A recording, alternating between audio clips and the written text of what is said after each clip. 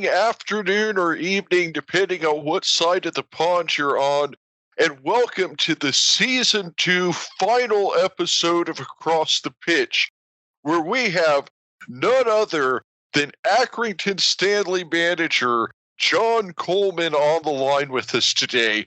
My name is Phil Kennedy, and I have Tony Robinson with me, and I know that Tony and I are just honored to have the legend himself on the show. Welcome to the show, John. Thanks a lot. Yeah, great to be on here. And, I've listened to a few of the other ones you've done. They've been very good, very well presented. And some of the talks being honest and insightful. And as Tony alluded to before, it's like listening to people talk in a pub. And that's the way it should be. You never should get tired of talking about football. Oh, I mean, this is the nice thing is that I know it's a terrible time to be doing this, but it sort of gives bridges a gap and fills a need. And I know being inside a lot more, being able to talk football with knowledgeable people and have a guest like yourself is really is something special for us. Yeah. Well, Accrington's been my life for so long now, and you could speak about it till the cows come home with it. One of the good things for me is that I remember my dad telling me about Accrington when I was little, and he was saying, I think they were in Division 3 North then or whatever, but they had a good team under Walter Galbraith. They had a team of Scotchmen, if I remember rightly. And he said they were always good for the fixed odds bets. He said them Liverpool and Everton, they were your three. He said you could hang your hat on them.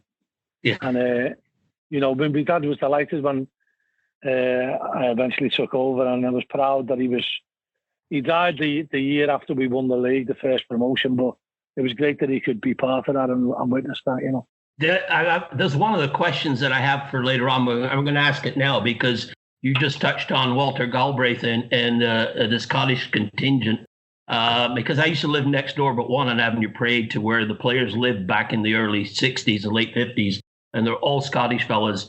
And the fact that he was able to put 11 players on the pitch at one time, would that be ever something you could see happening? That you could put 11 on there from Liverpool? No, and I wouldn't want to be honest. I've got this thing about Liverpool people. People do refer to us as Scousers, and I'm not sure I use that term, but I think they've got so many admirable qualities. Go through a brick wall for you, that's been said before. Very, very loyal, very honest, very hard working, got a great work ethic. But I think if you get too many of them in one team, they become very parochial. They don't want to dig each other out when they should do, because they don't want to fall out with each other. They're quite loyal to each other. And they tend to try and push the blame somewhere else. And when you get too many, they lose track of the fact that they're responsible for their actions. So I'd say 4, 5, 6 is your max that you want, people from Liverpool.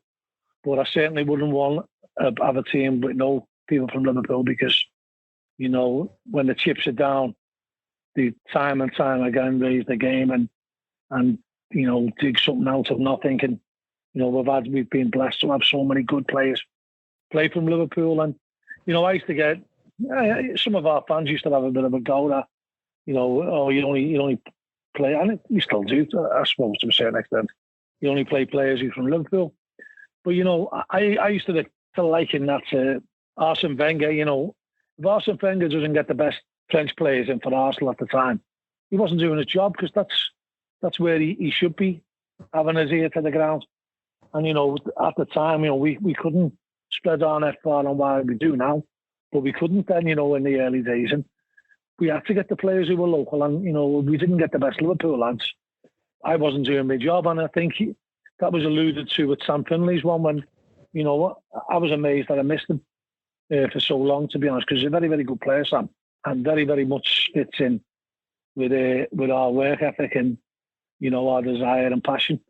And so I am surprised that he went under the radar for so long. One of the things you forgot to mention that I've noticed about people from Liverpool is a sense of humor. It's a terrific sense of humor, and they don't mind taking a shot at themselves, when it comes to making a joke. But I suppose if you had 5 or 6 Liverpool lads on the team, you'd have to have a balance between Everton and Liverpool supporters. Well, it's been poor this last couple of years. There's been more Evertonians than Liverpoolians. I think we had to bring something in to get the numbers up. I think at one stage there was only myself and Jimmy, so there was no players. And in fact, we had more Newcastle fans than we had Liverpool fans. Seamus Keneally, Ross Sykes, Dan Barlaser. So, they have got a great sense of humour, Liverpool people, and I'd like to think that we've had to use that, to rise above the challenges that we've had. I think the good thing as well to people from Liverpool is you can laugh at yourself, and I don't think you've got the right to laugh at anybody else unless you can laugh at yourself. And you can find humour in your own failings, and a lot of the time you can get a point across by using humour, and you don't really have to dig someone out. You can just like one of my favourite ones is when a player's had a poor game on a Saturday, and they come in on Monday morning and we're having a cup of tea in the lounge, and I'll just say, how come you didn't make it on Saturday? Did the car break down or something? And they look at you as if you, and only when they know me now, and they know that I'm joking, but they know I'm getting a point across that I thought they were woeful on Saturday. Yeah. And or sometimes I'll say, oh, did you enjoy your little 3 days in Prague at the weekend? And why didn't you come Saturday? And so you can get it across with a little bit of humour, and I think a lot of the players respond to that. Rather than getting screamed at and bawled at, and I think if you can let them know gently that you're not happy with them, and they want to go out and make sure that they're not the butt of the joke the following week. So sometimes that works. Well, you're connecting on at the level they appreciate, don't you? Yeah, I mean, one of the players walked into the trap last year, I think it was. We were playing in a friendly. We were playing Southport in a friendly, and one of the players said, "Hey, Gaffer, how'd you get to Southport?" And I said, "Keep playing the way you are." And they walked into it. All the lads knew what was coming, So, and that's all disrespect to Southport, because I had good times both as a player and a manager there. So, but we've been lucky, myself and Jimmy, that we've done the hard yards. We've come up through the non-league, and the novelty never ever wears off for us, because we were so desperate to be professional footballers, and that didn't quite materialise for us. But it wasn't for the want of trying. And probably in this day and age, the goals that we scored, we would have no doubt gone into the Football League. Because we didn't, and we had to do what we class as proper jobs. So we had to do proper jobs, which was getting up early in the morning. And I used to have to. My only overtime I got when I worked in the local council was on a Saturday morning, and it was 4 hours, 8 till 12. Well, if you were playing away in Whitley Bay, you had to be gone well before 12. So my boss was quite good to me, actually, and he used to say, well, just do your 4 hours, whatever time you've got to go, come in earlier. So if I had to go at 9, I'd come in at 5. Yeah. And so, you were coming in to work at 5 o'clock in the morning, and then, leaving at 9, having a bite to eat, getting on a coach, going to Whitley Bay, and then playing your heart out. And then, as is the want of Liverpool players, you probably have 7 or 8 pints on the Saturday night then as well. So it was a long, long day.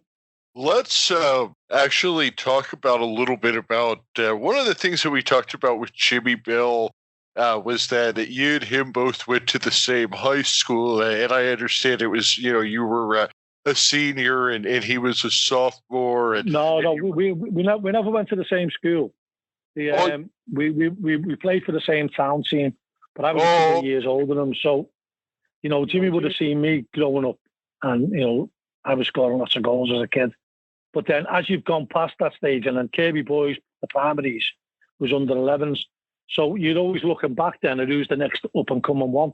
And Jimmy was the standout one. Everyone was talking about him.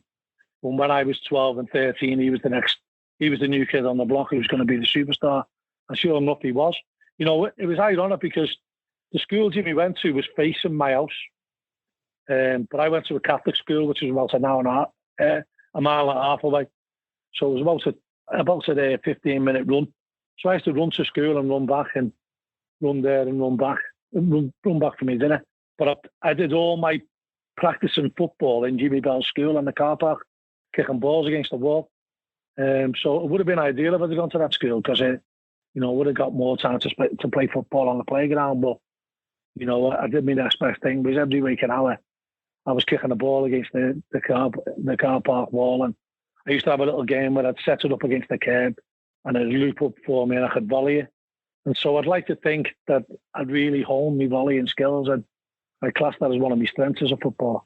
Yeah, I think that's something that we hear a lot, is that in that era, if you were growing up in Liverpool, it was kind of, you got off of school, you threw your school things down, grabbed a football, and then you were meeting up with all your friends. And that was exactly what Jimmy said, is you were kind of the star player that was a couple years ahead of him, and then he was the up-and-coming star player. And I apologize that I had that fact wrong on the school. Over here in the States, most football would happen at like the high school level, but I forget that you guys have the local town teams and things like that more so over there.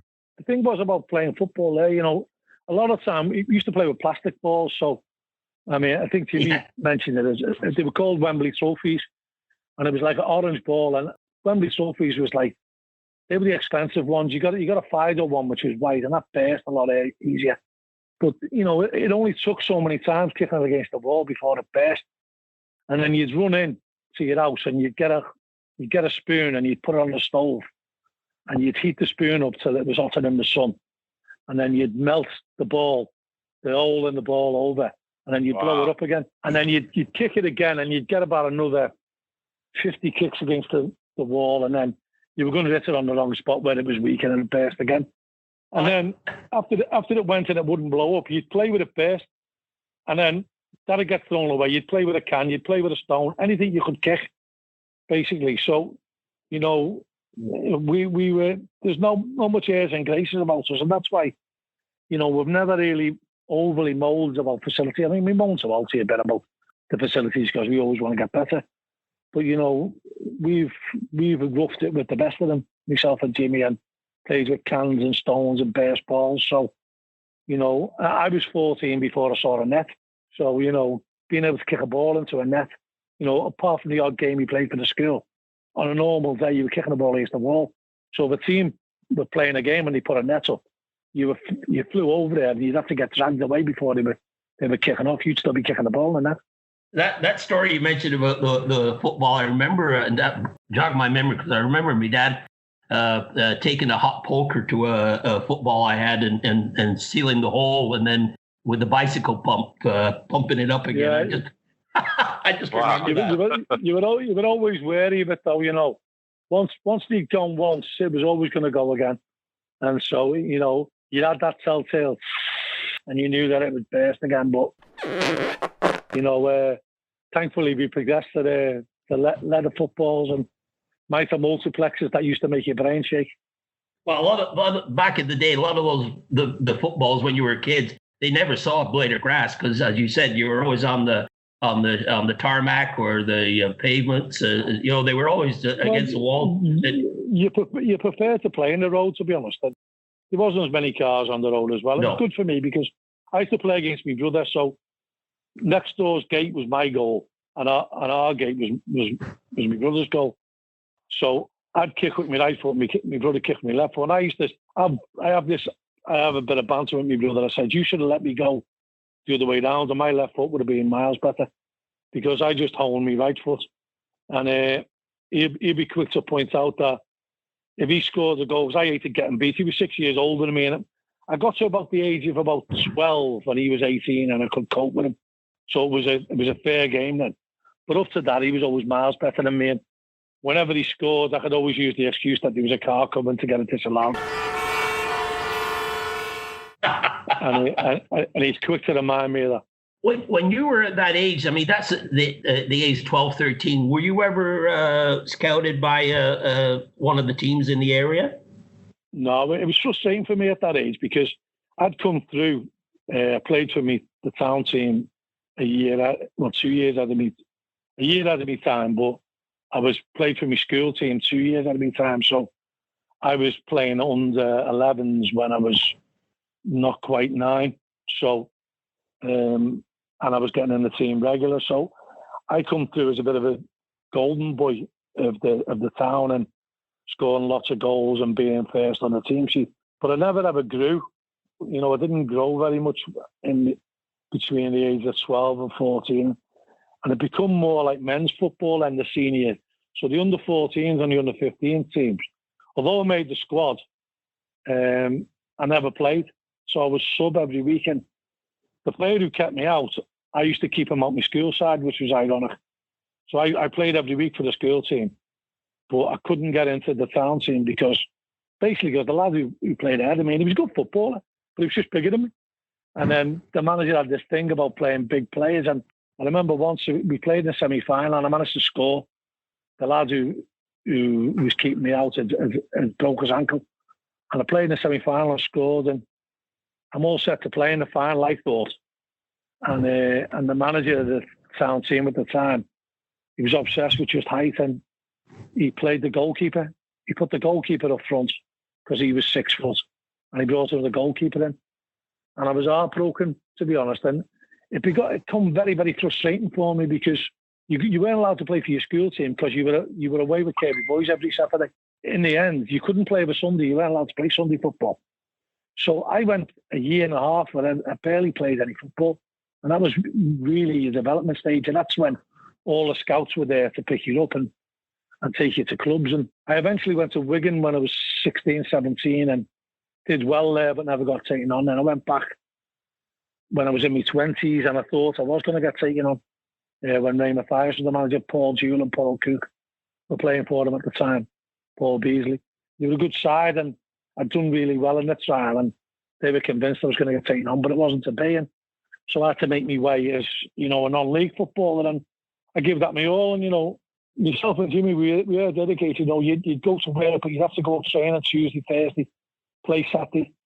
Often we played on a Sunday as well and we could. So, I just thought, well, it was the next best thing. I was going to get paid for playing football, which was, something I was done for nothing anyway. And that brings me to a subject a topic that's really kicked about now is work-life balance. And back in the day when you were, you're getting into that non-league football and you're working, you're probably starting a family. How did you find? You've got 3 things to balance. And you're probably on the go. How did that work out? It was very, very difficult. I started playing non-league when I was 16, 17. I played for Kirby Town. Proud to play for my local team, which Jimmy did as well. Although I think we played together once or twice for the reserves. But I played when I was 16, 17 at Kirby Town. And it was, I couldn't believe it. I got my first week's wage. I got £5 for playing football. And I'd just signed up. I'd left school. I'd gone back to sixth form to study maths and I wasn't liking it, so I packed in school, and so I was getting £6 on the dole, and then they were giving me £6 or £5 to play for Bearsco, to play for Kirby Town. I thought, oh, this is brilliant. And we only got 1 pay packet, and they couldn't afford to pay us. And then the following season, the ground had been vandalised.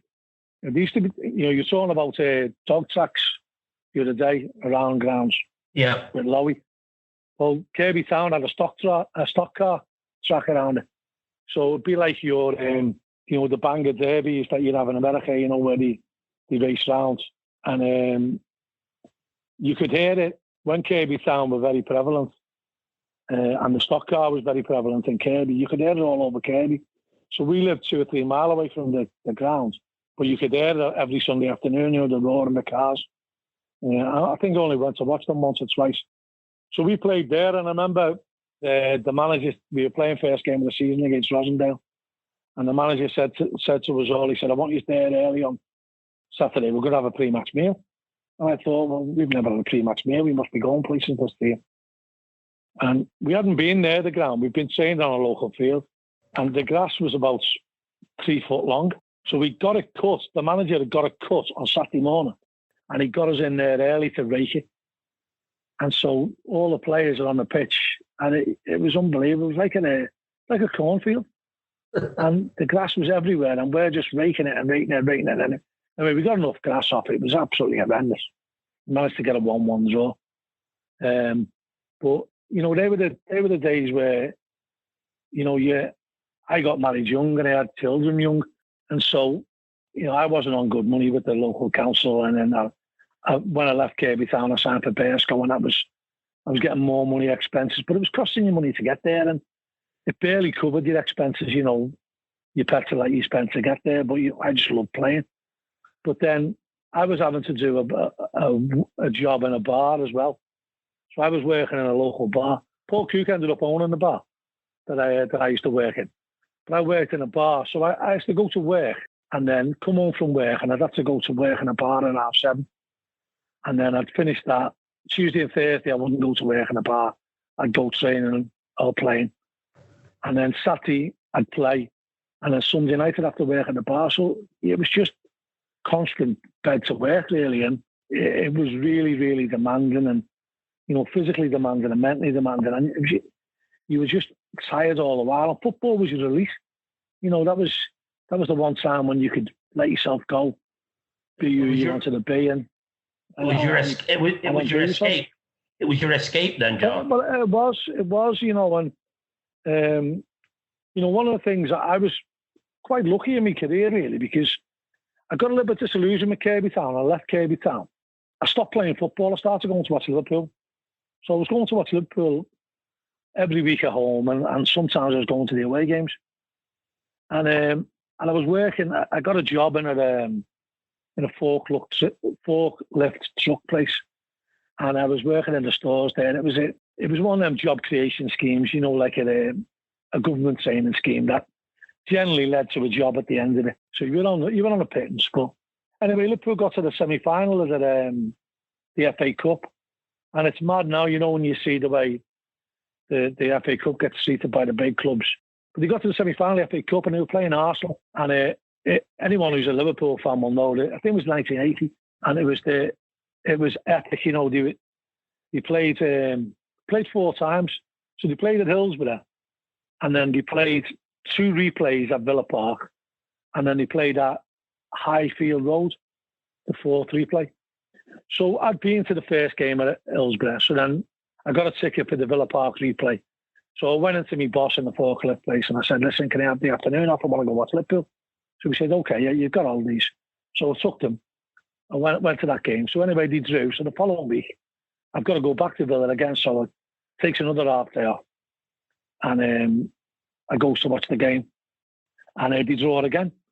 So then the following week, I've got to go to Highfield Road. So I go into my boss again. I said, "Listen, can I have the afternoon off?" He went, "No, you're taking the mickey." I said, "You can't have an afternoon off every week." And I said, "Well, I've been to the 3 games. I'm not going to not go to this one now, mate." And he says, "Well, you're looking to get a job at the end of this." He said, "If you go there, you're telling me that you're not committed to this company. So I don't think I could employ you if you don't show commitment and you want to go to this game." And I said, "Well, listen, I'm not going to miss the game, so I may as well leave the job then now." So I left the job and I went to the game. And as it was, Liverpool were absolutely diabolical on the night. And they lost 1-0. Brian Talbot scored.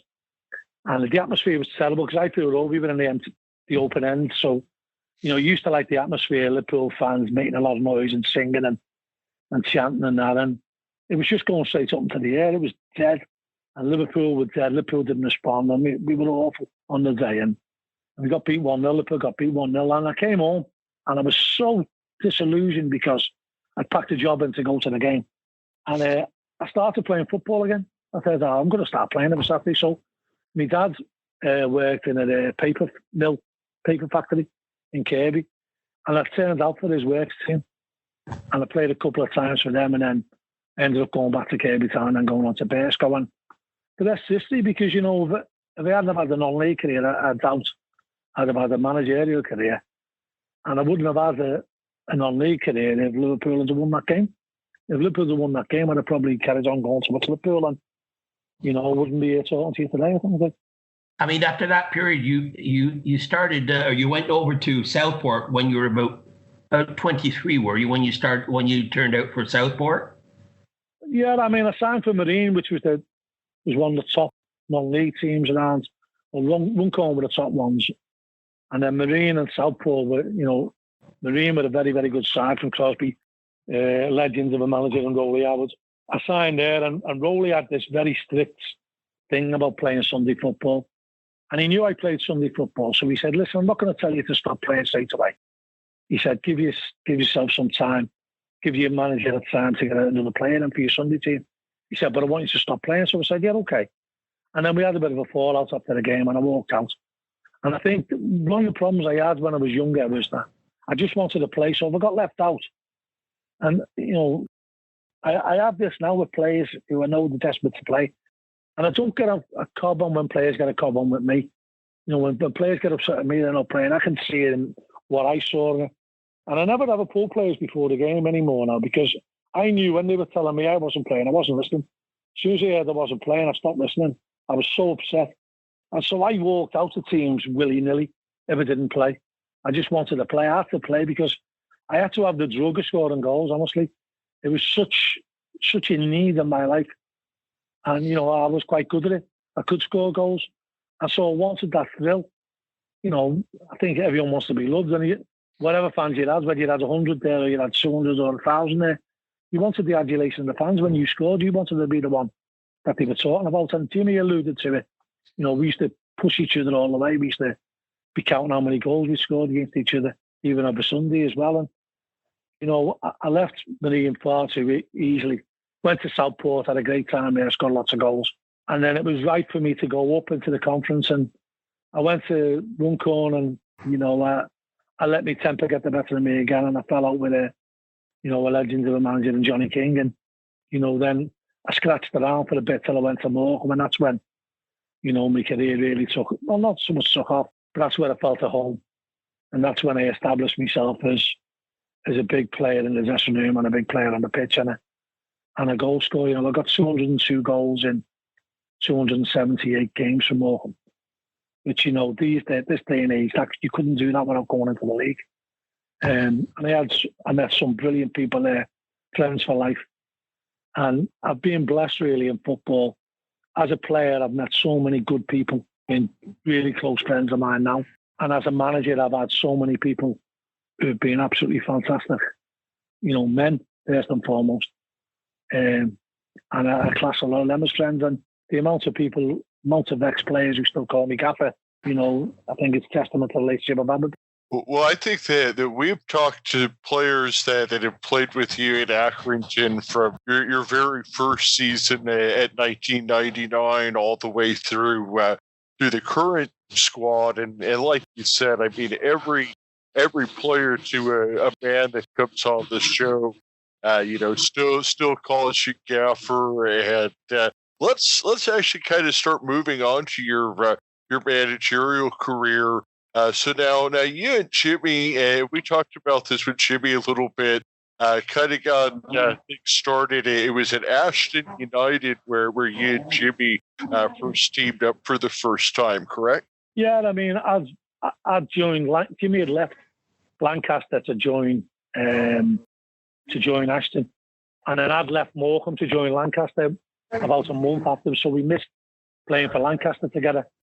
And then I'd done really well at Lancaster, scored quite a few goals, and I was on good money there. You know, they'd had to offer me good money to make me to leave Morecambe because I dropped 2 leagues, and then we won the league, so we've gone up a league. And I was on good bonuses, but I was on a really good goal bonus, and I got on really well with the manager, Alan Tinsley. He was a really nice fella, and you know the people there were good people. I knew that the money I was earning was hurting them. The assistant manager, who was more or less, you describe him now as a CEO, Mick Hoyle, great fella, great character as well.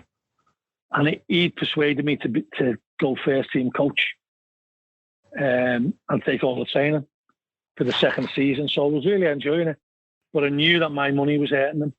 So the opportunity came that there was a job going in Ashton, and Jimmy was pushing my name forward. And I went to them and I said, listen, would it help out if I left? Because I know my wages are hurting you. And they said, John, we don't want you to go, but it would help.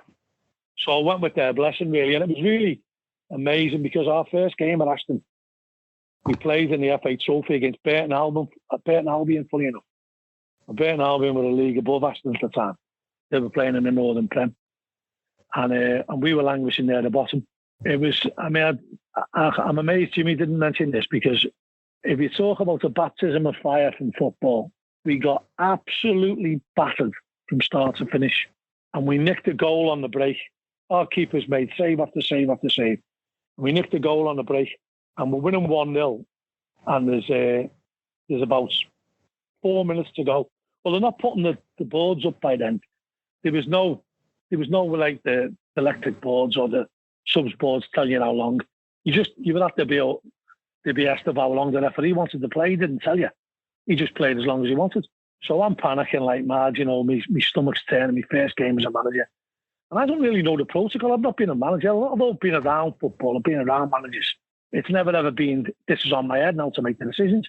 So, although I was having a bit of a say at Lancaster. So one of our players goes down. I'm sure he was trying to time waste. But I'm panicking. I'm trying to get the training on. So I'm screaming to the referee's ignoring me. So in the end, I just sent the trainer onto the pitch. So the trainer runs on the pitch while the game's going on. Now, you know, you probably get sent to the stands for that now. But I've sent the trainer on. The balls hit him on the back of the head. There's absolute murder from the opposition. They brought them on 500 fans. They're all going bananas. So anyway, the game gets started again. So the 90 minutes is up now. So it's whatever time the referee's going to play. So Jimmy, in his wisdom, gets the bat, because we have to throw the spare balls on. So the spare balls are in a big bag of balls. So Jimmy ties them in about 1,600 sailors' knots. You know, it'd take anything to try and open the bag. So the ball goes out of play, and their players rushed over to get a ball. So he can't get out the bag because Jimmy's tied it in that many knots. So the player rips the bag open like it's like a netting, and he rips the bag open and picks the ball out and throws it down the line. Well, as he throws it down the line, Jimmy's saying, "You can't rip our bag." Jimmy rugby tackles him. So I'm thinking, oh my God, we must look like Keystone Cops. You know, the directors that we've just took over our first game, they must be thinking, what have we brought in here? And it was all over our head. And at the end of the game, a couple of the Burton fans jumped on the pitch, and one of them pulled a knife on me and Jimmy. Well, more Jimmy than me, to be honest. And we got off the pitch, and I'm thinking, is this what it's going to be like? And if someone had told me I'd have had 1,000 games after that, and managed more than 1,000 games, myself and Jimmy, I'd have said, oh, well, we'll do well to do that. And it's it's amazing how quickly you grow up.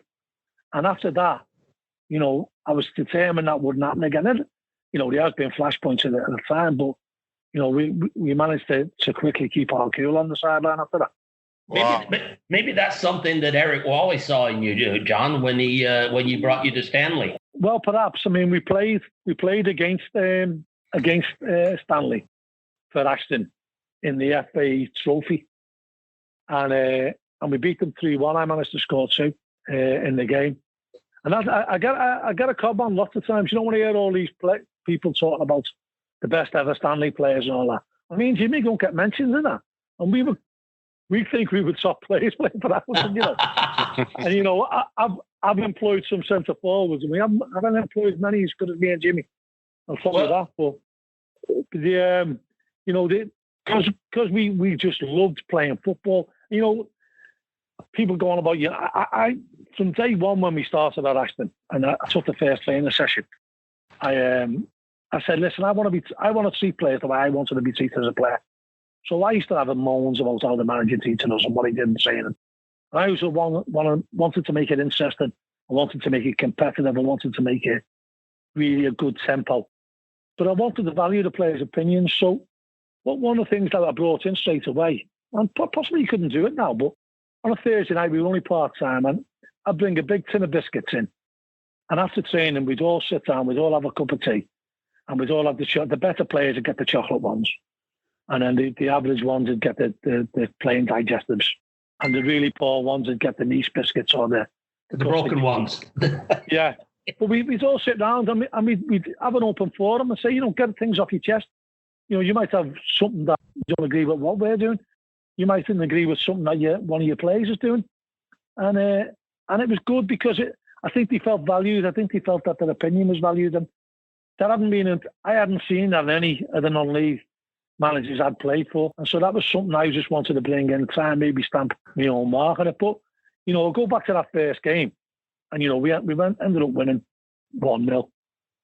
We win that game, which was a great feeling, up and running your first ever game. But I hadn't been released as a player from Lancaster. So I was cup tied anyway, so I couldn't have played in that game anyway.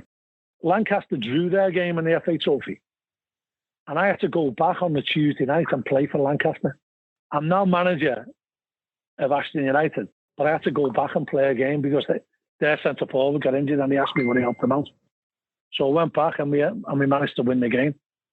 And I got 6 studs in the side of my face going for a header. Led to a goal. I was delighted that we won the game. And I had a big scrape on my face. And I've gone into training on a Thursday. Now bear in mind, we've had all this palaver on a Saturday. And the chairman's looking at me going, what have I suck on here? He's got a big scrape in his face. He must have been fighting at that. Well, I wasn't fighting in the game. I got kicked in the face. But, and it's amazing how quickly you learn. And you learn people's perceptions of you. And for a long time as a footballer, I wasn't bothered about what people thought about me. And I'd have to say, sometimes I'm not too bothered about what people think about me as a manager either, but sometimes you're aware that you have a duty to how you're perceived, and, especially for your own fans. And, sometimes you let yourself down, but in the main, you're always trying to do what you think's right. You mentioned about not being not being sort of considered one of the best Stanley players. Would you be listed as the oldest Stanley player to score at the club? I don't know, but it was one of the best days of my life. I mean, I always go back to that first promotion. That will never be beaten. And the fact that my dad was there as well, that was special. That was really special for me.